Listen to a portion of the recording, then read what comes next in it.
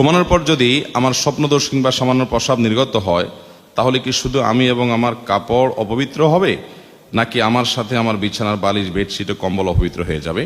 দেখুন, যদি কোনো কারণে স্বপ্নদোষ হয় কিংবা গোসল ফরজ হয় কিংবা কোনো পেশাব সামান্য নির্গত হয় বা যতটুকুই হয় নির্গত হয়, তাহলে যেই জায়গায় লাগবে সেই জায়গাটা নাপাক হবে। সেটা আপনার কাপড়ে লাগলে কাপড়ের যে জায়গা লাগবে সেই জায়গাটা ধুয়ে ফেললে, পরিষ্কার করে ফেললে, পাক করে ফেললে আপনার পুরো পোশাক পাক হয়ে যাবে। আপনার স্বপ্নদোষ হলে অথবা গোসল ফরজ হলে আপনার পুরো বিছানার চাদর পুরোটাই নাপাক হয়ে যাবে, এমনটা জরুরি। বিছানার চাদর যদি না লাগে কোনো নাপাক, তাহলে ওটা নাপাকই হবে না।